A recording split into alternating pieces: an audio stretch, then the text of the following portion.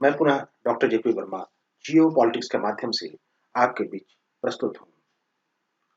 आज का घटना है बर्थ ऑफ पाकिस्तान। पाकिस्तान का जन्म कैसे हुआ, इसे जानने के लिए हमें कुछ ऐतिहासिक पृष्ठभूमि को टटोलना होगा।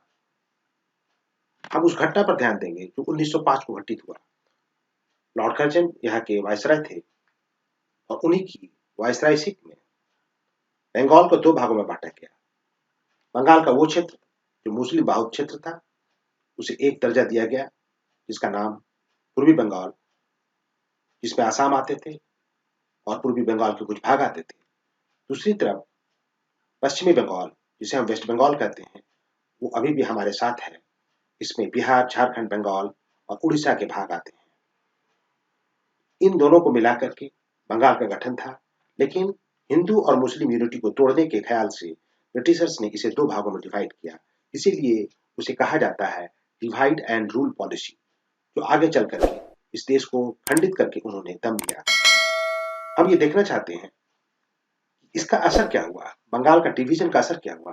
बंगाल का डिवीजन का असर हुआ एक अलग पार्टी का गठन, जिसे मुस्लिम लीग कहा गया। ब्रिटिशर्स ने हमें बताया, हमारे कुछ गुमराह देशवासियों को बताया कि कांग्रेस एक कम्युनल पार्टी है, हिंदुओं की पार्टी है।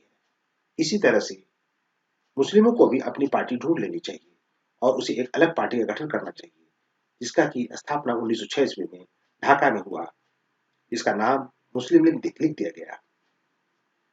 और यहीं से शुरू हुआ two nation theory. Two nation theory के तहत ये आकलन किया गया कि मुस्लिम हिंदुओं के साथ नहीं रह सकता। ये दोनों दो नस्लें हैं, इसे एक साथ नहीं रखा जा सकता। इसका जवाब में अबुल कलाम आजाद ने कहा था कि किस हिंदुओं से तुम डरते हो मेरे मुस्लिम भाइयों, तुम उन हिंदुओं से डरते हो जो सांप को भी दूध पिलाता है, जो सांप को भी पूजा करता है। तुम उन हिंदुओं से डरते हो। ऐसा नहीं है, ये काफी लिबरल है और हम लोग एक साथ रहे हैं, एक साथ खेले हैं, एक साथ बड़े हुए हैं, इसलिए हम अलग नहीं हो सकते। और यही कारण थे कि कुछ सेकुलर मुस्लिम हमारे साथ आए और उन्होंने देश के योगदान में अंत तक साथ दिए। हम उनको सैल्यूट करते हैं, उन मुस्लिमों को सहयोग करते हैं, सैल्यूट करते हैं कि इस तरह के देश के निर्माण में उन्होंने अपनी अहम भूमिका निभाई बगैर किसी भेदभाव के।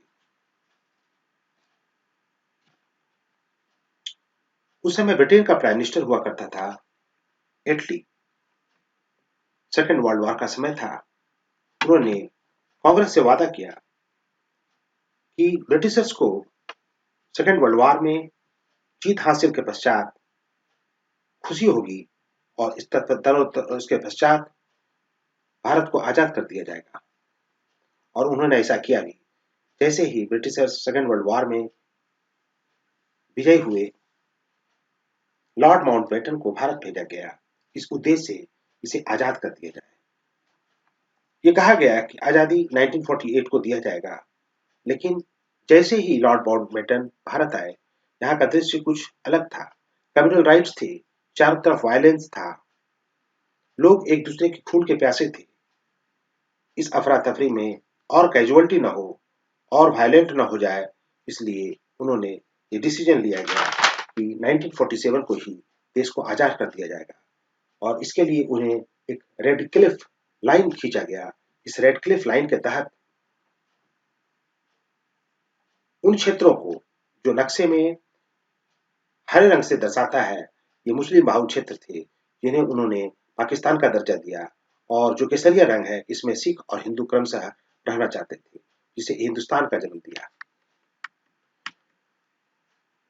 रेड क्लिफ लाइन भी विवादास्पद था। कुछ ऐसे भी क्षेत्र थे जहां मिक्स लोग थे, हिंदू और मुस्लिम सम्मिलित रूप से रहना चाहते थे।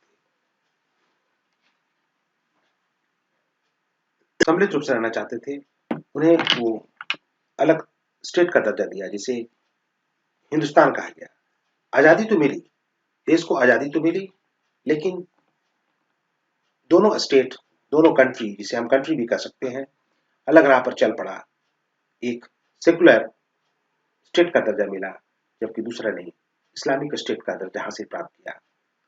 इसकी अगुवाई मोहम्मद अली जिन्ना के नेतृत्व में हुआ और वो first governor general of Pakistan बने, जबकि हिंदुस्तान के प्राइम मिनिस्टर जवाहरलाल नेहरू हुए और उनके गार्जियनशिप में देश का उत्तरोत्तर विकास होता चला गया।